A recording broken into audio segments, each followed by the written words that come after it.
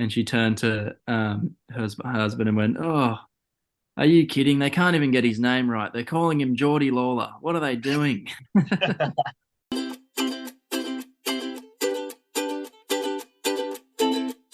Yeah, what's on?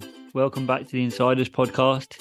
You're back with Matt and Darren, and we have a special guest on this episode today, a world tour surfer who should have been seen on the stage last year, but unfortunately broke his ankle the morning of Pipe, has joined us. That is Liam O'Brien, and we have an amazing chat where he has a refreshing outlook on how he prepares for competition and how he faces up to that competition just himself. We also talk about some different things other than just world tour surfing, his boards, and also we get to speak about his grandma as well. But here's myself and Daz talking to Liam O'Brien. Hope you enjoy. Would just like to say that the episode was recorded just before we were kindly gifted microphones from boardshop.co.uk. So the sound on this one might be a little bit tinny, but after that, all of our podcasts are going to sound sweet. Thanks for the mics, Board Shop, and again, thanks for helping us all year with any boards or surf accessories we need at boardshop.co.uk. But yeah, let's get into speaking with Liam.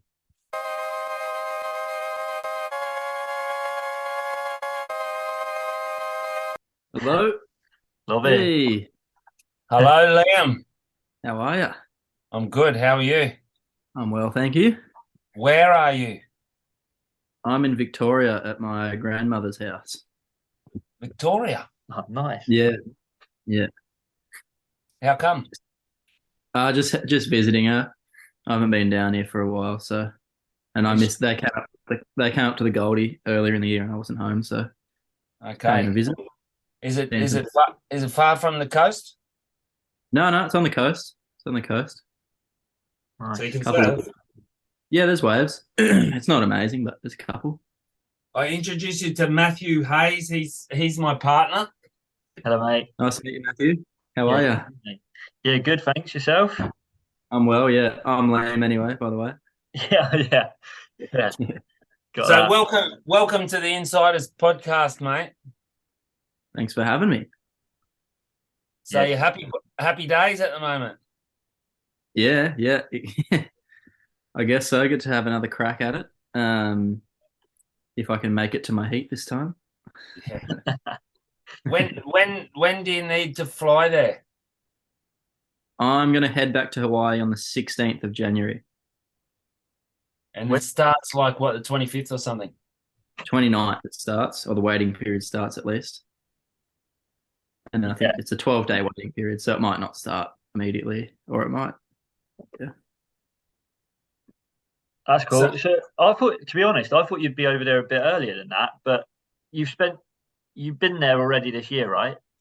Like, Yeah. I went for like a month before the comp at the start of the year, and then I was there for a month just then. yeah, And to be honest, I was just feeling a bit burnt out at the end of this season. So I just yeah, wanted to take a bit more time at home and do a bit more training before I head off. And I don't know, I feel like I've put a fair bit of time in Hawaii now. I've been there like 10 seasons, like 10 years in a row, something like that. yeah. Something ridiculous. So I've been there a fair bit, and I just thought it'd be nice to just come in a little bit later and not burn out before the comp like last time. Yeah. Well, you've still got 2 weeks, that is, before it kicks off when you get there. So, and then Yeah, it's still a fair whack of time. and 13 you've got days or something. sunset after it, haven't you? So you're still going to be there for like 6 weeks. Yeah, exactly. Yeah, it's pretty.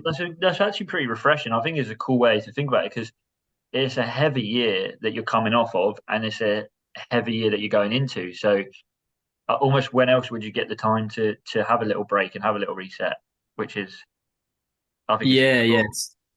it's tricky it's kind of tricky coming off the Challenger series because you don't get much of a break. And don't get me wrong, I love Hawaii and I'd love to get back there in a heartbeat, but I just thought it'd be best for me at this stage just to take a bit more time at home and build up a bit of a better foundation of training and things before I go away for a while and things, the training can get a bit more sporadic.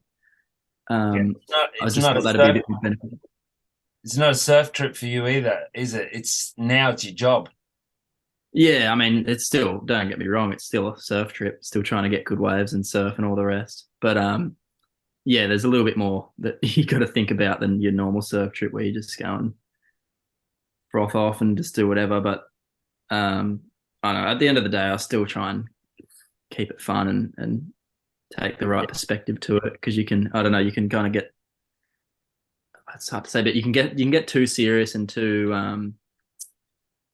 involved in the competition side, and it just sort of burns you out. And you do your head in thinking about results and points and this and that. And at the end of the day, you get to go surfing. So I try and keep sight of that as best I can. That's solid. Yeah. Do you find like when you're in Hawaii as well, is it a bit?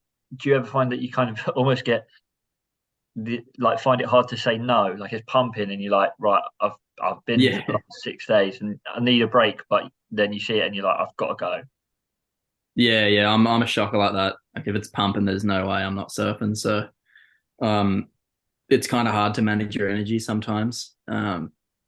And yeah, I've been fortunate enough to stay at the Billabong House, which is right there. So you just see the waves all day long, and it's often pumping, especially that time of year.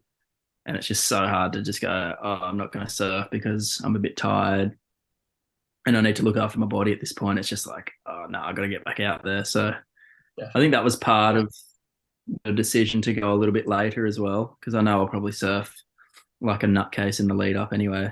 So I just need to just slow it down. And if I'm not there for as long, then I can't burn as much energy. So Yeah. they've sold that house, which was like in the press. So where do you stay now? They've got another house. No, they're actually renting that house out this year, Okay. which is really cool of them. I'm not sure what's going to happen going forward, but yeah, for this season they're going to rent it back out again, just Do for you the get comp, just for do the you comp get period.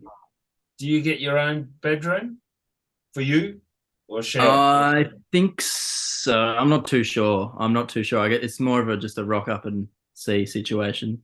You can get But I'm Griffin. imagining it'll be pretty busy because everyone's going to be piling in who's in the comp. But Who no, I'll else? take Griffin Colapinto's room now he's left. yeah, yeah, that'd be nice. I think I'll be a bit down the pecking order though. There'll be a few people ahead of me. Who have you got? Ethan?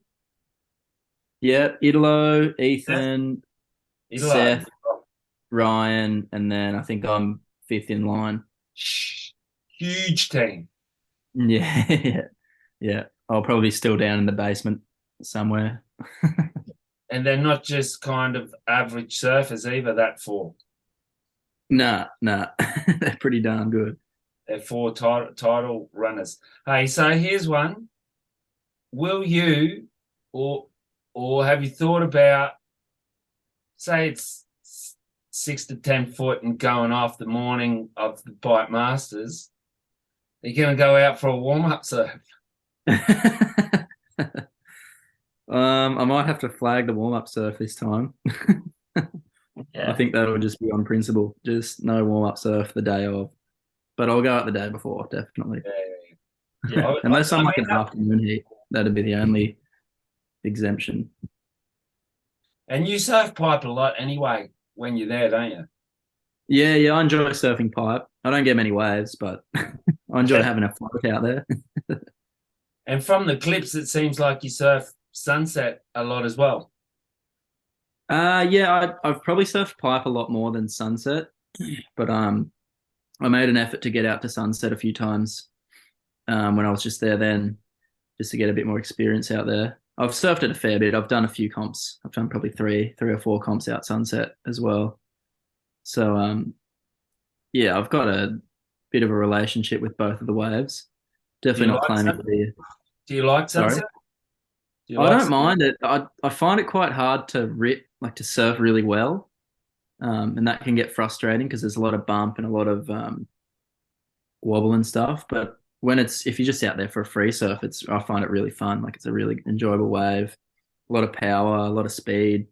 But yeah, trying to surf it really well and with precision I really can get frustrated doing that. Yeah, that clip you put a clip up where I think you like said like forgotten footage or spare footage or something the other day, and you're surfing it pretty decent, mate. So you're not doing too badly. Oh, thank you. Yeah. I don't know. I got a bit of work to do, but yeah, just trying my best out there. Got to just keep it in perspective. It's a good fun wave, and it's not a wave that you go out to do a big snap or a nice carve or something. You're at the mercy of the wave a little bit, so you got to adjust your surfing accordingly. There's nothing really relatable to it in Queensland at all, No, not even no, remotely, is there? no.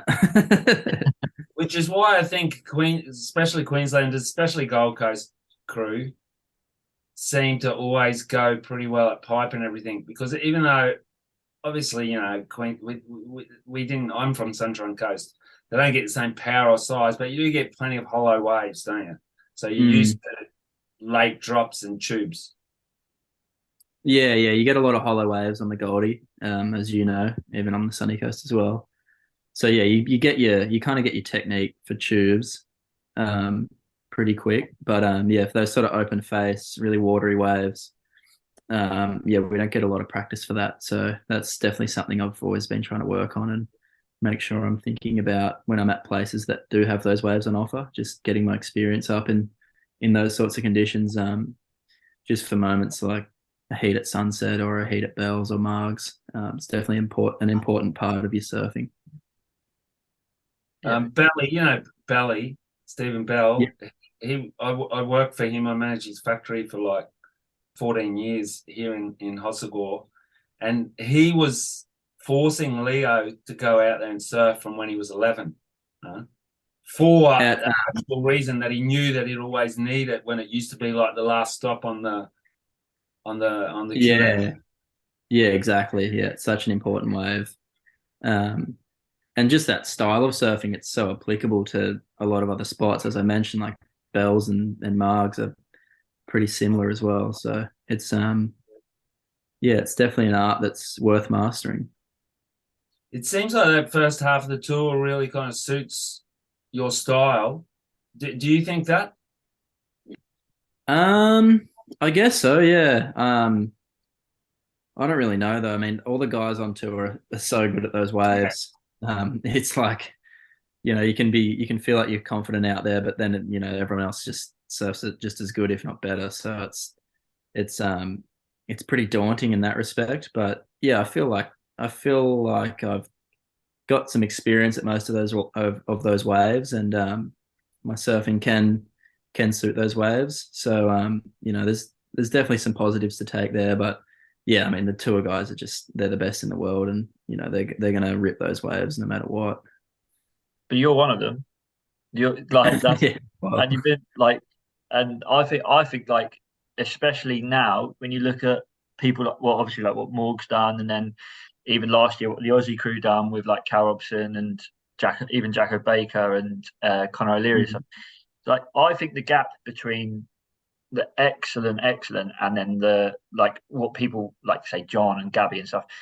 I now like I just think that there's such a compressed gap that any time, any day, I look at people like yourself and like Jackson Baker and like Conor O'Leary and Cal Robson especially. Like I think Callum's got a mental attitude where he's just like, I don't care who you are, I'm going to try and just smash her out of the water. And I think you've got the game to do huge damage. Like you wouldn't have listened to it, but in our previous episode, a couple back, I was quite like looking at who was coming on tour, and I was looking at like some people and thinking, I don't know, I can't position where they're going to be or how they're going to impact the tour. But with yourself and with Ryan especially, I would not want you in a heat, like especially pipe, especially like in in anywhere as well, because you've got serious air game as well. Like people don't give you enough credit, I don't think. But so I think you should believe in yourself, mate.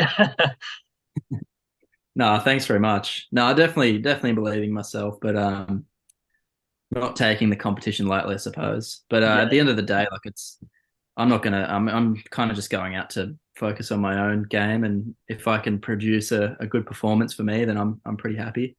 And yeah, if the other guy beats me, then good luck to them, and I like to just focus more on my own surfing and my own heats It does come across and like that. Like when you surfed in Rottnest Island and stuff, it looked like it didn't matter who you was against. It was just right. Well, I know that I need to get 2.8s or 2.9s. If that guy then betters that, good luck to them. If they don't, I'm sweet.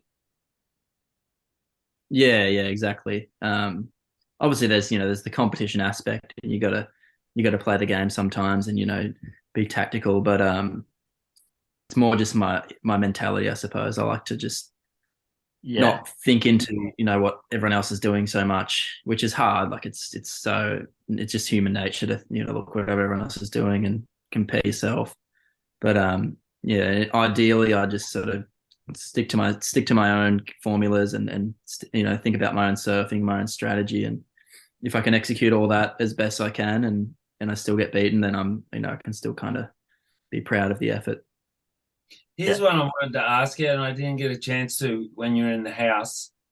Is in the final? Was it the final? You're against Leo. It was the final, wasn't it? In Oh, the semi Portugal, final. in the semi, you guys had a bit of a battle for that first wave on positioning. Was there something that happened, or were you just hell bent on having the position? I just sort of took that. I had that strategy the whole contest pretty much, where I wanted to get that first wave, and I actually jumped off up the top of the point on the paddle out, and he paddled out off the bottom. So I just thought, oh, all right, I'm going to try and hold my position here and keep the inside. And Leo's just a fierce competitor, and he's The a dog, tactician as isn't it? well. So he knew. Yeah. I think he knew, like, that's kind of how I wanted to play it, and yeah, he was like, all right, I'm going to try and take the inside off this guy. And I just thought, I've only got to beat one guy, so I'm just going to buy into this paddle battle and try and win. Um, but yeah, I got the first wave, but I didn't got smoked in the end, so it didn't matter. But the first wave ended up being a bit of a dogger. That was it, didn't it? Didn't it close out? I think it closed out, or maybe It not. shut down, yeah. Yeah, yeah. I got a sneaky one kind of under his priority after that, but yeah, he came back in the end of the heat and surfed a couple of good waves, and yeah, he beat Do me you, pretty do you comfortably. do you have a coach at the moment, or not? Um, I work with a few different people. I didn't have a coach on the road this year in the Challenger Series. I was just sort of bouncing ideas off my friends. I travel with a big group of the Aussies, so I'd make my own sort of heat plan and then maybe run it by them if I was a bit unsure. But back here in Oz, I work with Jay Bottle Thompson a fair bit, and Mark Richardson. The not MR from Newey, but No, he's from, I know who yeah, Mark Hutchison was. He was a hellman competitor when he was yeah, young. yeah, I had yeah. friends He's that good. hated surfing against him. Yeah, exactly. Yeah, which is good for me because I don't know, I'm a bit of sometimes can be a bit of a weak competitor. So he's sort of instilled some good ideas in me. And then over in Hawaii, I usually work with Reynolds Hayes, and he's been really good over there. So working with him, he's traditionally works with a lot of the Billabong crew, doesn't he? Yep. Yeah, he's the Billabong team manager in Hawaii. Okay, so him working with you, do you have to pay him for that, or is that part of his Billabong contract? No, it's sort of a separate little deal he does. There was a time where he was being covered for coaching by Billabong, but they kind of had to cut that back with all the budget cuts and stuff. So he just does that on the side, and I'll pay him So privately for so that. you employ him as a subcontractor there, and it goes on your results, or has he got like a fixed rate or something? He usually does a fixed rate, yeah, but I Okay. don't know. I don't know. He'll kind of come with an agreement before I work with him, and we'll kind of work it out like that. But yeah, I always employ him as like contract him. With that, with working with him and with other people and stuff, how involved do you let or do they get with what board you're on and what you ride out there, or is that all you and because you ride DH, right? Yep. Yeah, No, they get pretty involved. I definitely will bounce ideas off of the coaches. I think that for me, that's one of the bigger things um, with having a coach is just having them at free surfs and being able to have a trusted opinion on how the board looked, what might be better, what sort of surfing I was doing, whether I should be taking a different line, doing different turns, little technical things, but also just trusting them in their opinion on what the board looked like and whether it looked like it was, performing the way it should be. Yeah. And because obviously loads of people do this in Hawaii, are you still riding DH this year, or like, because obviously loads of people jump and have them shaped by like Hawaiians? Yeah. I try to ride DHs primarily, but I've had a few good Tokoros in the past. So I was going to yeah, ask. I mean, Who hasn't? yeah. But I mean, Darren's pretty good. He's really open-minded. He just likes, if you do get a board like that, you like riding, he just likes you to come back to him and try and explain why it went better and how, he could change his own boards to make them better as well. So if it was really cool. If it was 8-foot pipe first day offshore, like the same as last year, what would you ride? I'd probably be on a 6.6 or a 6.8 DHD DNA. Yeah. It handles the juice. No problem. Yeah, they go well at pipe. But I'd probably ride the longer board, I think. But I don't know. It was so perfect last year that you seem like you could get away with a shorter board just to sit under a bit and get those sort of double uppy ones. Did you watch the last couple of nights? Yeah. The waves look great. Bit more unpredictable, but some really good waves got ridden up. Yeah. It seemed like more people were on the people doing better were on longer boards than some others, which. Yeah. If I feel like when there's those rolling waves and it's such a big playing field, a longer board can definitely go a long way out there, just helping you, navigate the lineup, get around wash throughs, and then if you are, caught a little bit out of position, you can have that extra paddle power to get into the waves and get yourself into position a bit quicker. Did you see that guy that in the last heat, Matthew? You'll be able to tell me his name. You was a geek. Kalata Paul. Yeah, how's that last heat? He got through. Yeah, qualified for the final. So that board looked a bit longer too. He had two of them. He swapped over.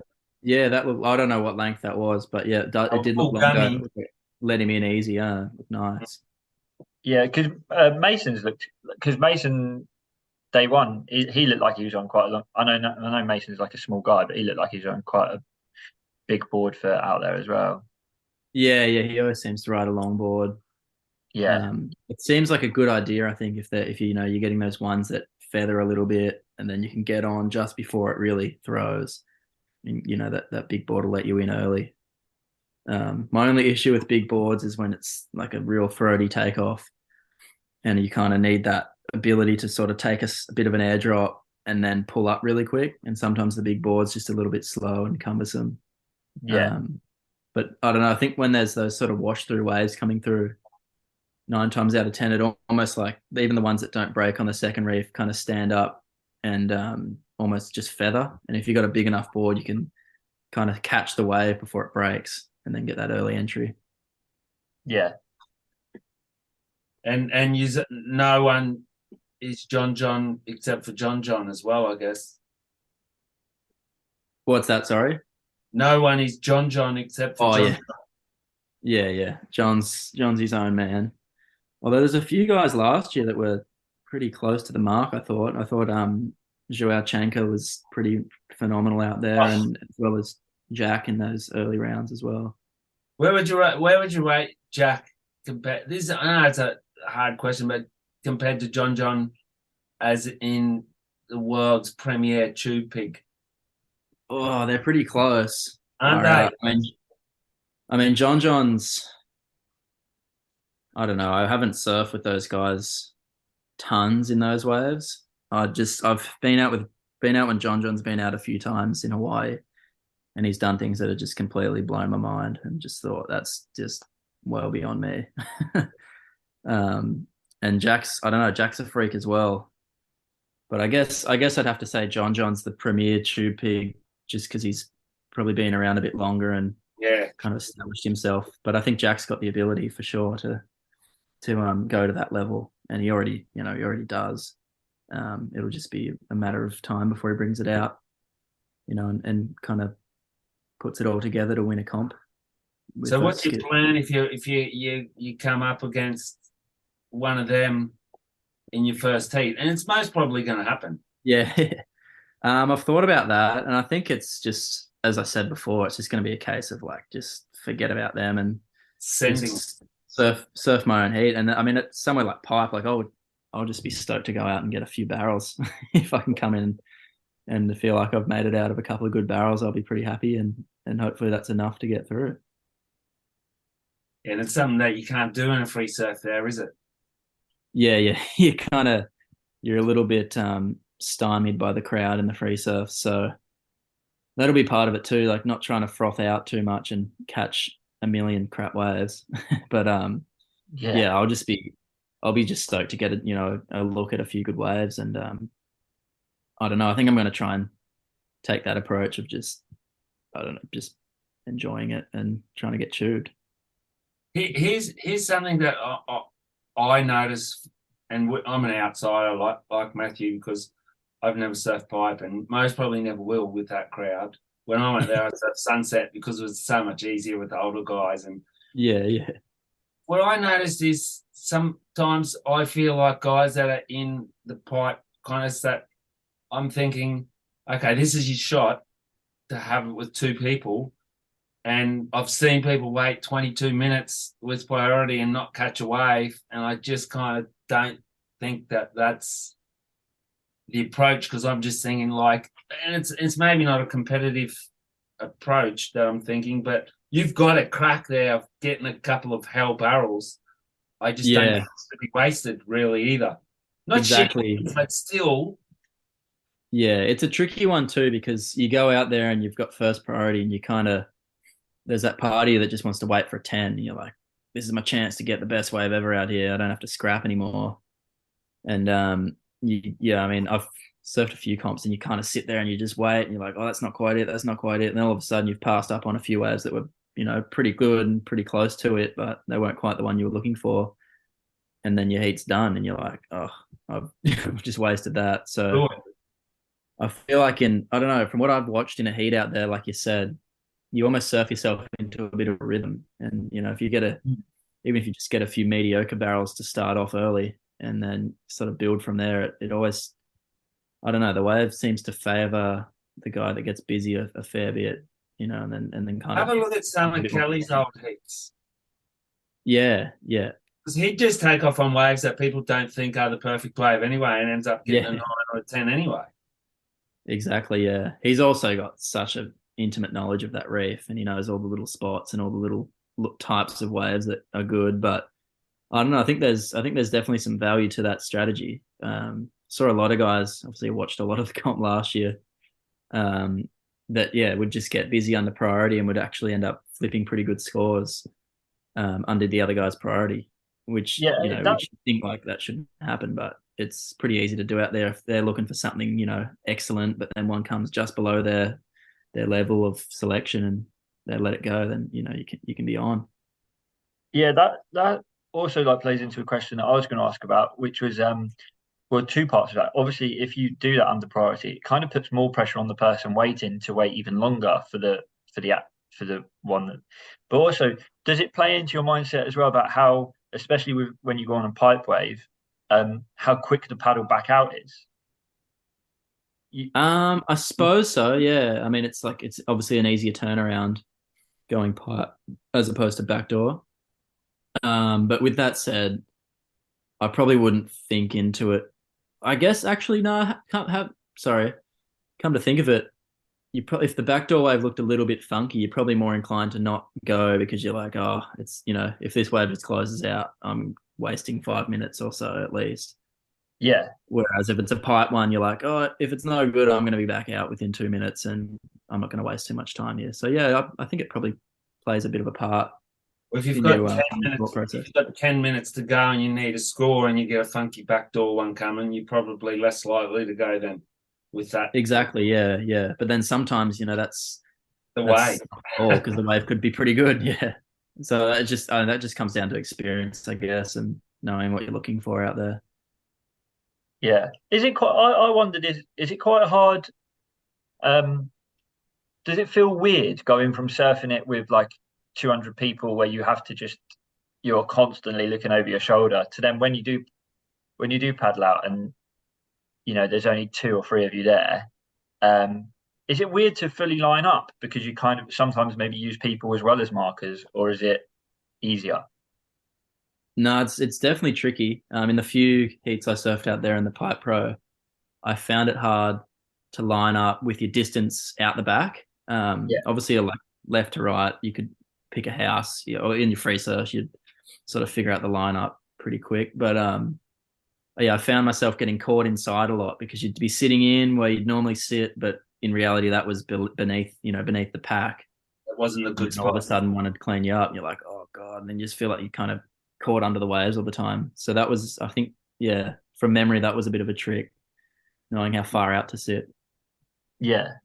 And then it might be your answer might be pipe, but when you look at next year's schedule, is there somewhere that sticks out that you like are really looking forward to getting to surf? Yeah, I think Other than obviously before Kelly's the cut, Rachel. before the cut, I think I'd say I'm looking forward to pipe the most.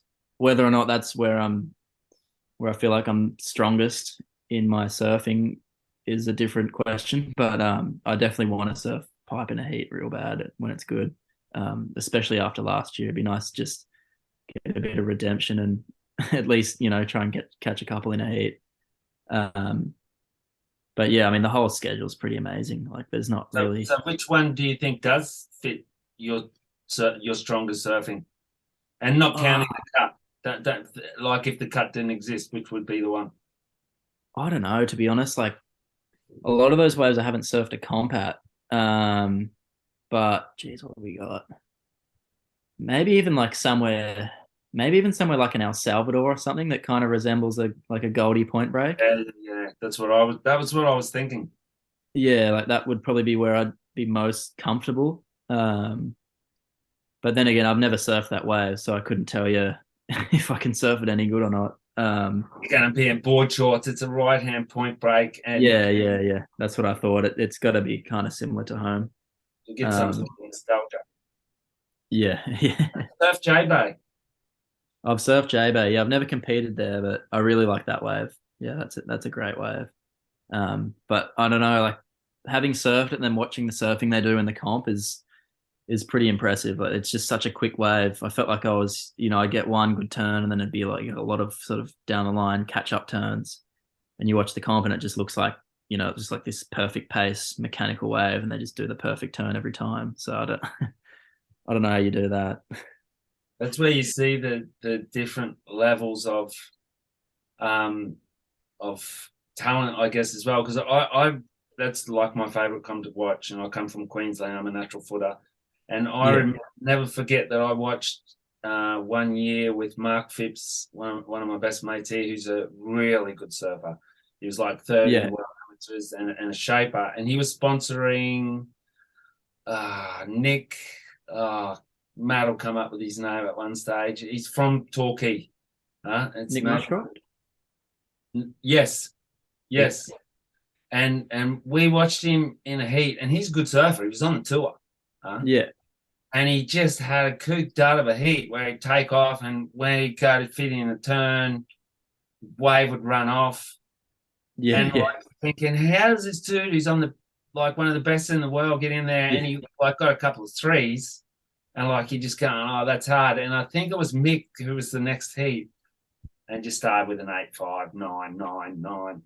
It's wild. I mean, it's a trickier wave than I think it looks on, or the webcast presents it as. But I don't know. I feel like it's probably for Nick. It was probably a bit of a mental thing as well, right? Yeah, Like it looked like it. he's good at Winky Pot. Like he'd know how to surf a Yeah. wave like that. There's probably just a bit of pressure and all that sort of stuff that goes with it. Do you think that the pool's got some gnarly pressure? Have you surfed Kelly's pool? Yeah, I had a wild card there actually in 2020. Yeah, no, Okay. 2021, sorry. 2020 didn't have any comps. And I did terribly. So bad. I Didn't couldn't. I handle was the so pressure. nervous. Yeah, that was the most pressure I've ever felt in a I contest. can It was imagine. wild. Even just to catch your wave in the practice was nerve wracking because everyone's watching. You got to stand there and wait for one wave, and that's it. If you fall off, the Yeah, you wave don't just get rolls another on without you. chance. And you only get Yeah, 4 practice waves, right? Something like that. yeah. I think we got 8 in total, but Oh, I yeah. fell off like 7 of the 8 practice waves, so I don't. I didn't feel like I got much practice, but that was on me.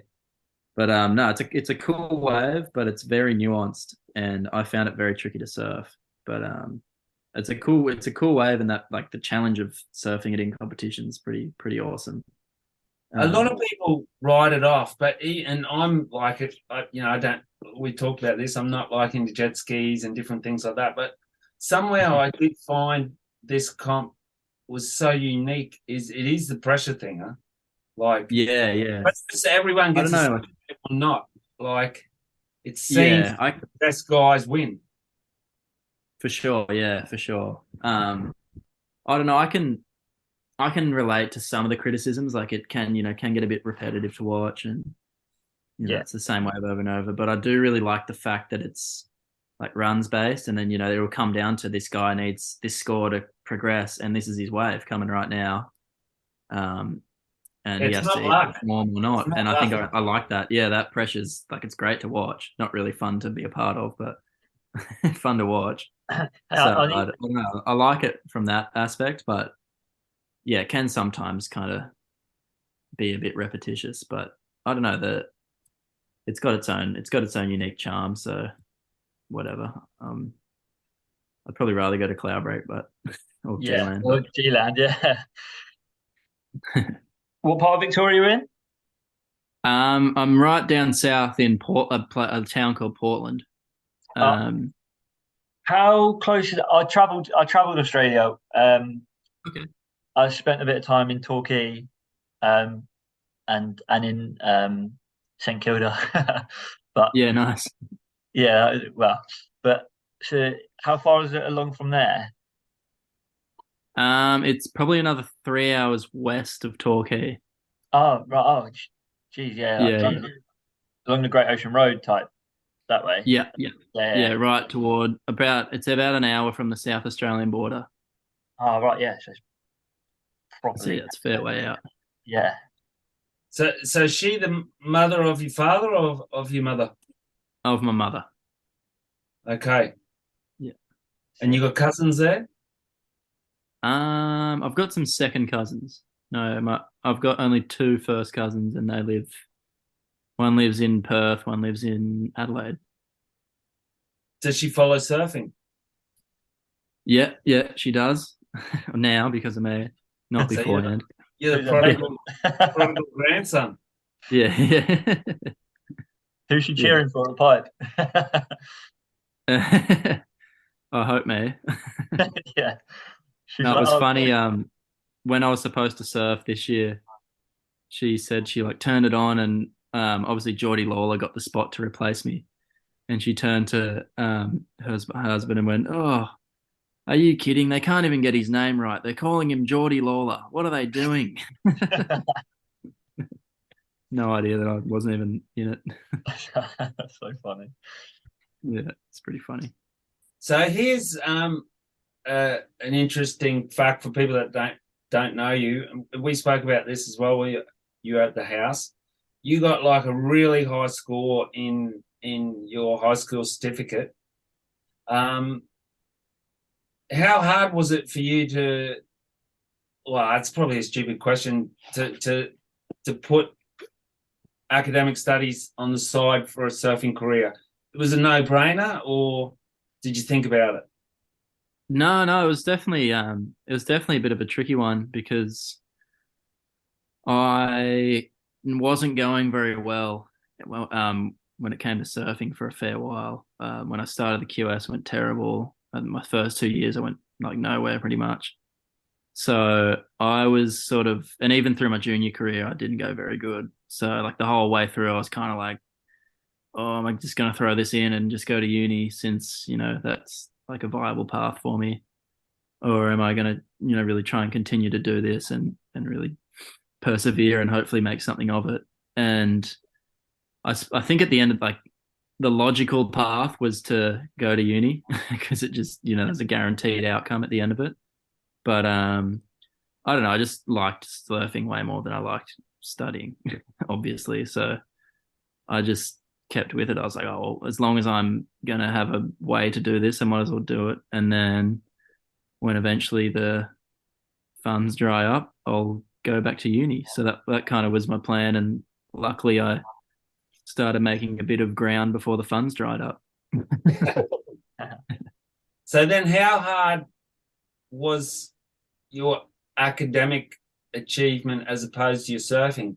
Did you have to work as hard to get those grades as what you did with your surfing? Or because I remember smart kids at school, and up until grade 8, I was probably like, a couple of my teachers would tell my parents, oh yeah, he'll get a 990 TE or whatever. Was it always natural for you, or did you have to study a lot as well? No, I'm naturally not that intelligent, so I had to study a lot. Yeah, I don't know. I only started sort of doing well at school in year 11 and then 12. I think I just decided, I always was fairly diligent, but I think I just decided I was going to really apply myself.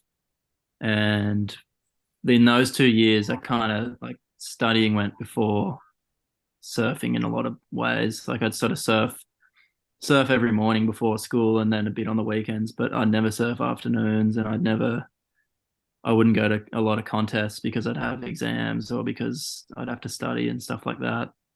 And I suppose that was a bit parents driven as well. That was kind of the bargain. I had to, hold up my end of the deal and do well at school, and or at least go to school. What do your parents do for My dad's an accountant and my mum's a nurse. Okay. Yeah. And I did mean, you they find weren't it? like they weren't like writing me going, oh, you've got to get good grades, blah blah blah. But they were just like, all right, if you want to do the QS, you've got to finish high school. Being And parents, then basically. yeah, just standard parents. And then I don't know, I just kind of sometimes a bit of a perfectionist, so I just sort of held myself to a high standard at school. Did you find it And exciting getting good? Because my oldest son, he's 17, and he's getting really good grades. Did you find there is a bit of a thrill when you get a banging result for exams and stuff, isn't there? yeah, for sure, it's satisfying when you put the work in and you get the result. And then I don't know, I think I got a few good results, and then I just feel like terrible if I got a crap result. Like just kind of became a bit of a perfectionist. So like I didn't like ace, like I didn't get the top grade at my school or anything like that. But like for me, who I didn't feel like I was the smartest person ever. I felt like I kind of exceeded where I thought I could get to. So that was really satisfying. And yeah, I guess I just held myself to a bit of a high standard and just felt shitty when I didn't when I didn't achieve that. Yeah, definitely. It's a mature.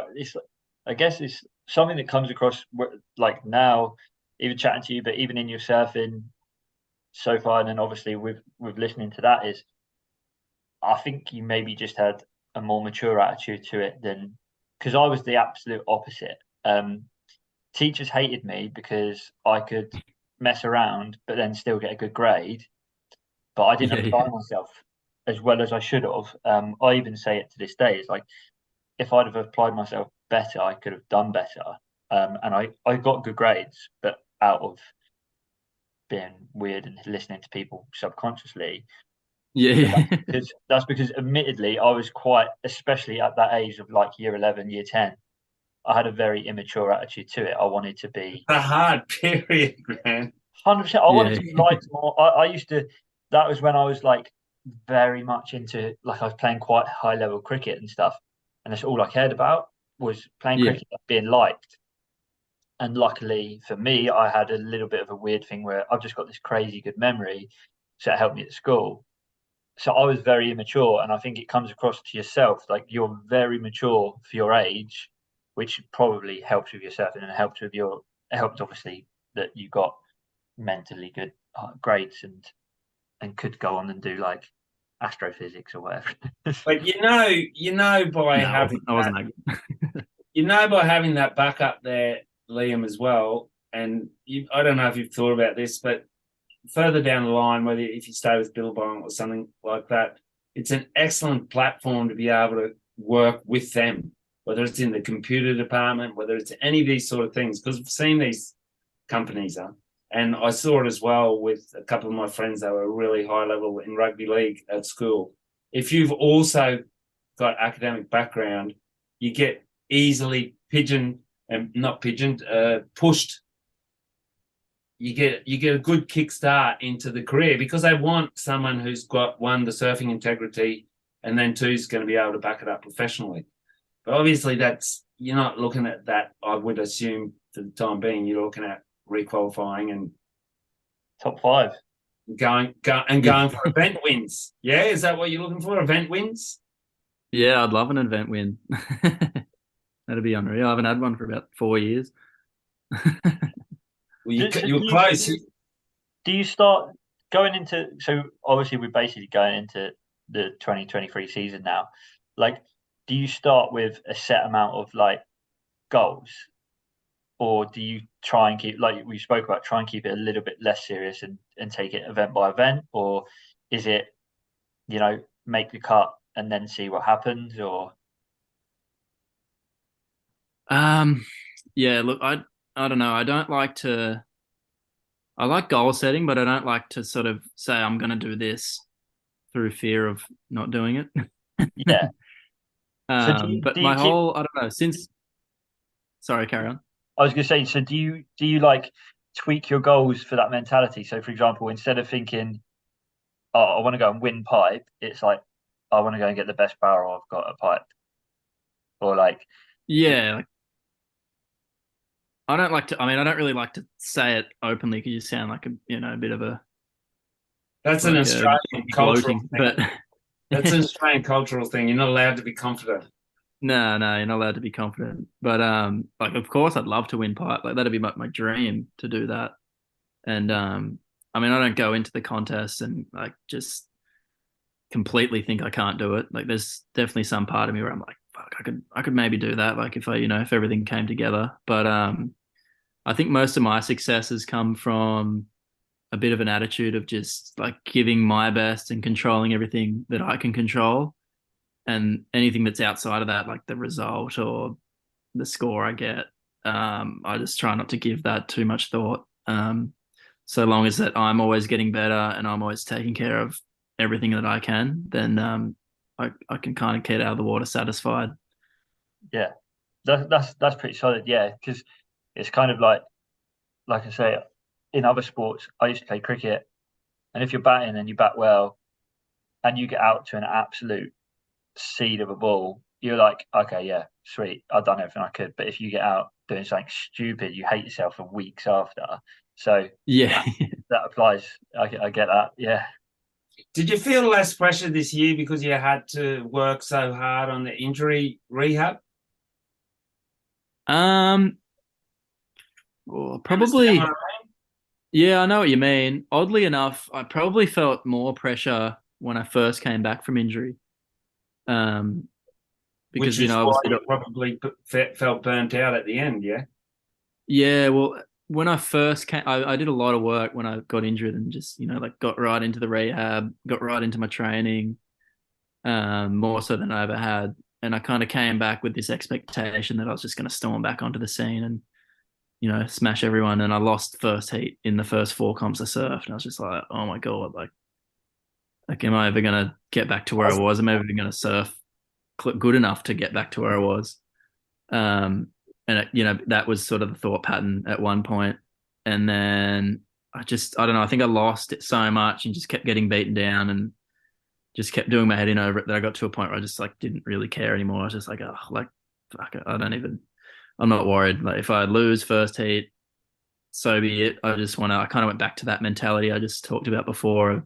I just want to be able to walk out of the water going, right, I did the best preparation I could. I did everything I could in the heat. I made a few mistakes, but I didn't let myself get pissed off and gets, spiral down into a sort of a losing mentality because of those mistakes.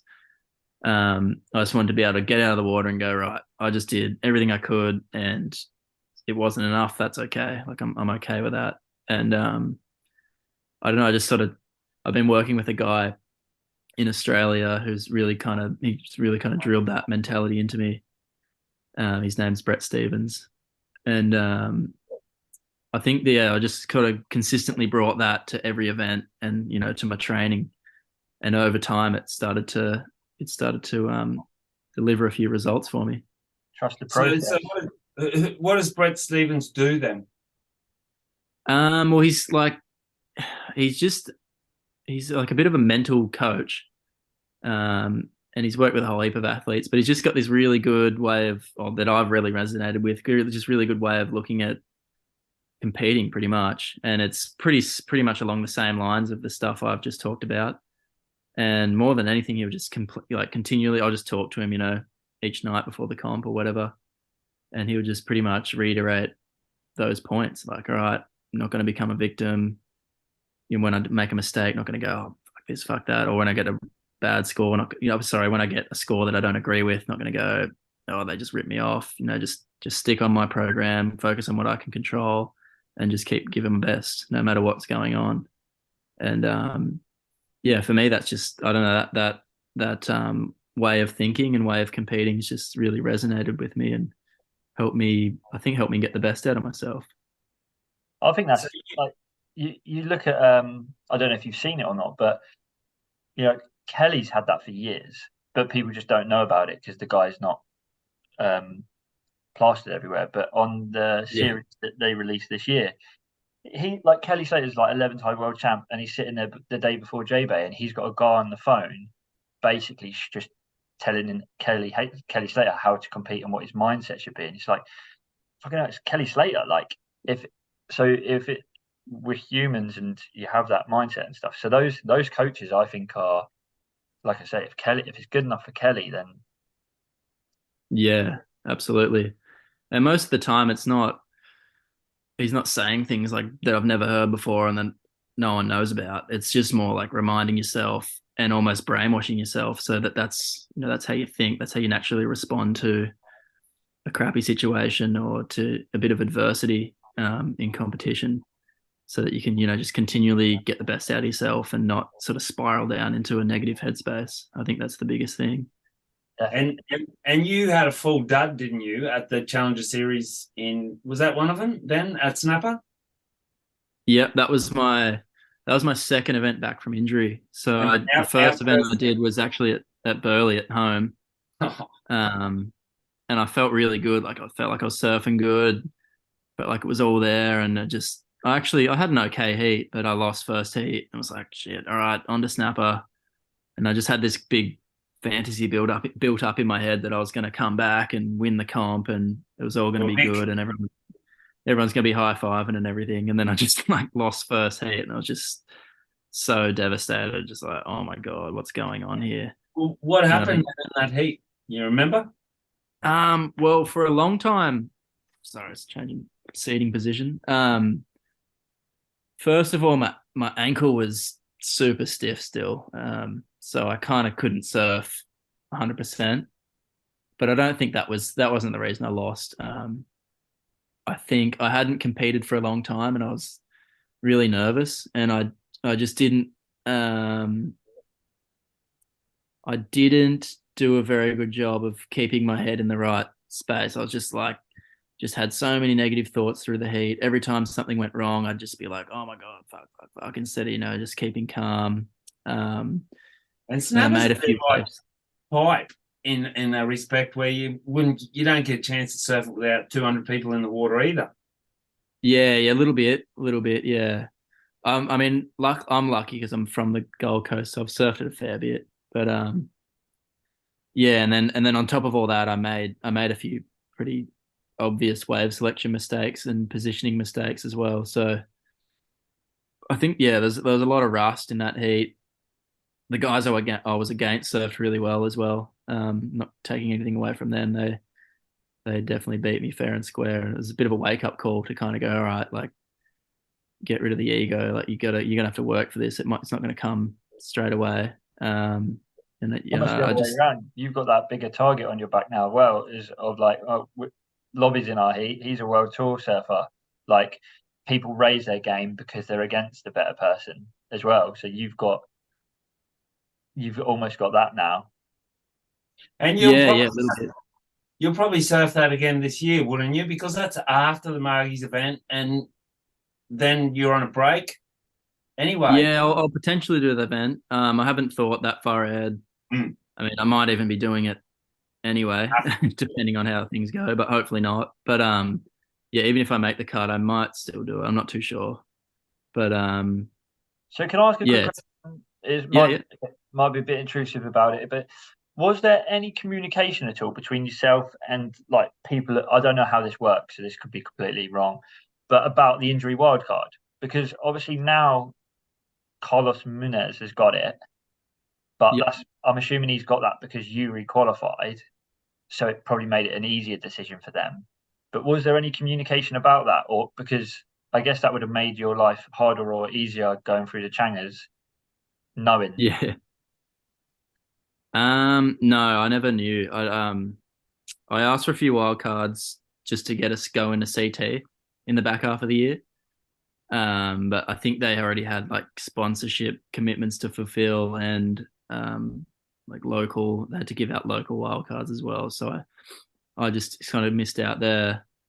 And then I don't know, I was kind of a bit aggrieved that I didn't get a spot. So I was just like, I'm not even gonna think about it anymore. Like I don't want to get like built up to thinking I'm gonna get a spot and then just miss out again. So I was just like, oh fuck, I'm just gonna go and Cover your again bases. just try and do it myself. And Yeah. then if they're like if I get the spot, I get the spot. If not, like it's all good. Like I don't want to just be kind of sitting around like thinking that I'm entitled to one of the spots because like at the end of the day, it's their decision and they got to do what's best for their business. So I just thought, all right, I'm just gonna have to do it myself and yeah, hopefully get back there. And if not, that's all good. I don't want to just be someone that's hoping and hanging off. I don't know, just sitting around hoping, I guess.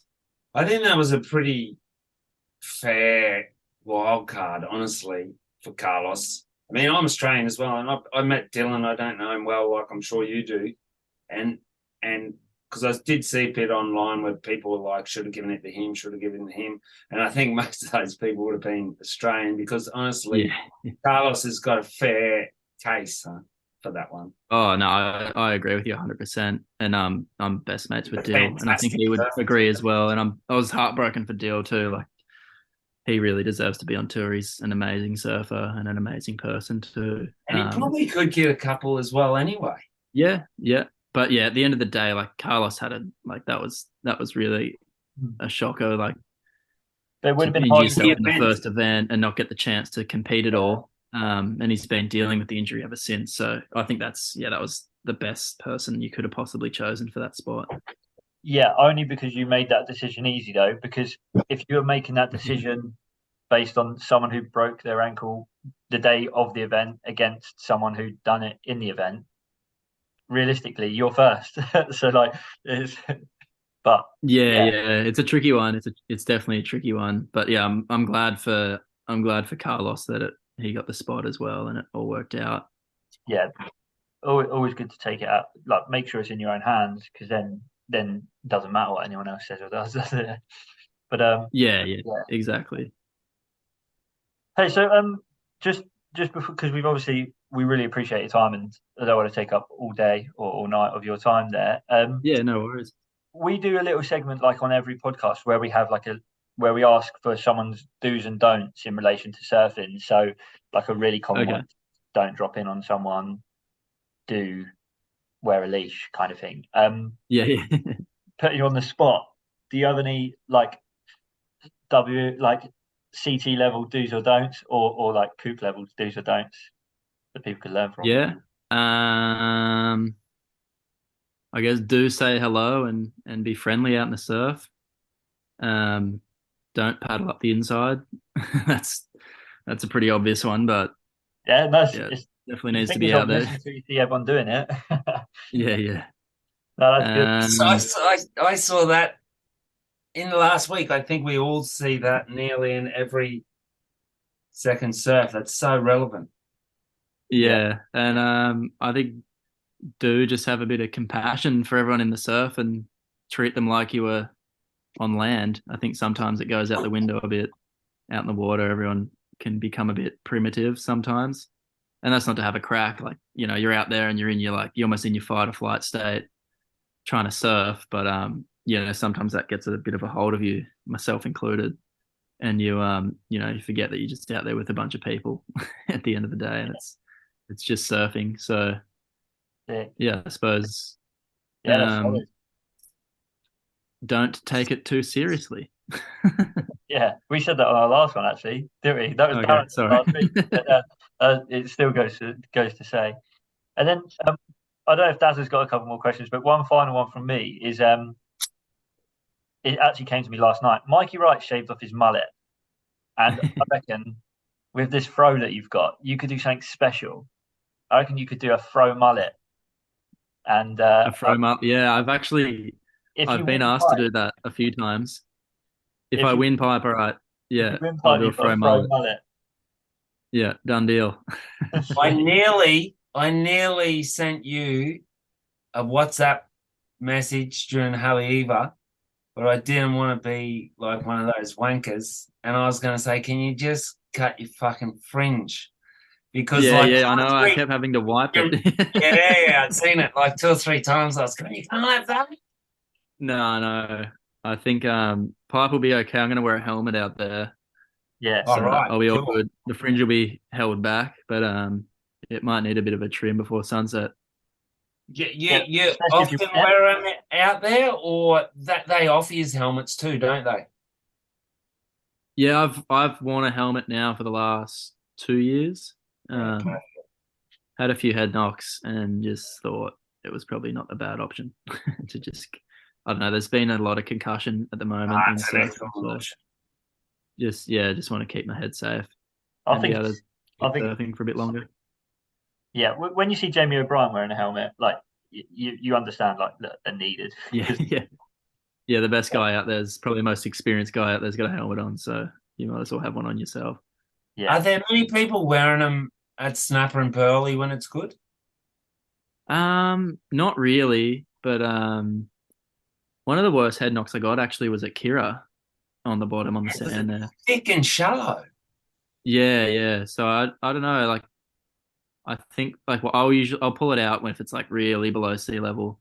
It kind of hasn't been for a long time, so I haven't had to. But yeah, if it's especially Kira can kind of get like that sometimes, where it's like those below sea level grindy sandy waves that even though it's sand bottom, you can still like you kind of hit the bottom pretty hard sometimes. It's the sand's packed up like concrete. the You worst one train I've had. people. Funny you say that. The worst one I've had is at the wave pool because Yeah, it's so shallow and it's concrete. And exactly. Yeah. I think I was actually talking to the one here in England, and I was saying to them like they offer helmets to under 18s, but their helmets are awful. They're like skate helmets and stuff. They're actually probably dangerous. But I was saying you need to get like hooked up with gaff or something because I was seeing people come up with like massive bumps on their head and stuff like that, and because people feel so comfortable there that it's actually even more dangerous. Yeah, yeah, for sure. Hey, so No, it's, I don't. Sorry, go on.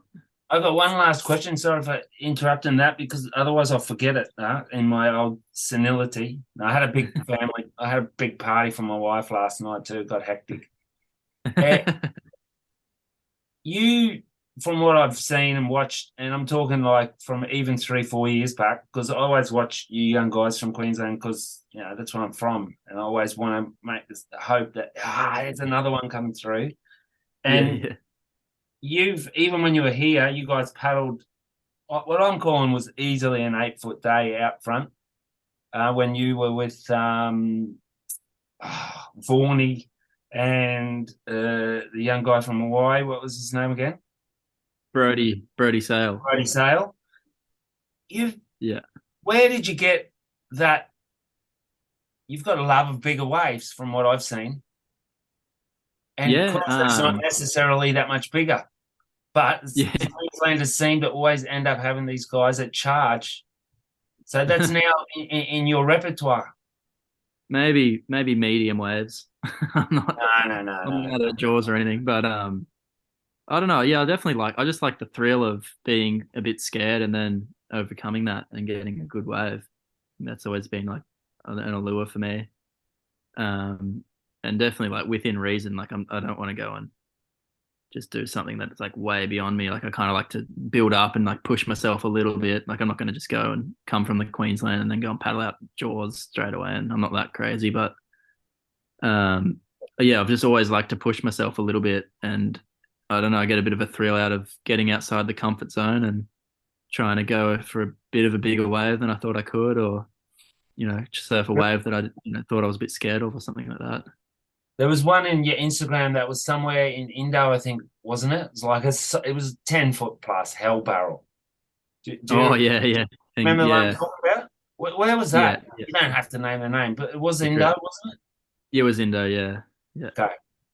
Okay, that was sick, Yeah, huh? we got lucky over there and scored a pretty good swell. But yeah, it's Indo's unreal. Like it's just perfect. So you can kind of have a go, and you're probably going to make it if you get down the face. Well, thanks so much for your time, Lamb. Yeah, man. Thank No you very worries, much. boys. Thanks for having me. It's fun having a chat. We're gonna be Say backing you all year. Like every event, we'll do like a thing, and I'm just gonna be like, yeah, lobby for the win. And say g'day to your grandma for us, huh? Yeah, Yeah, we'll do. She'll probably listen in if yeah. if I tell her Tell them we about know it. the So difference between you and Geordie Lawler. One's got the afro and one doesn't. Yeah. yeah. Have a Thanks so good much for your evening, time. mate. Really appreciate it.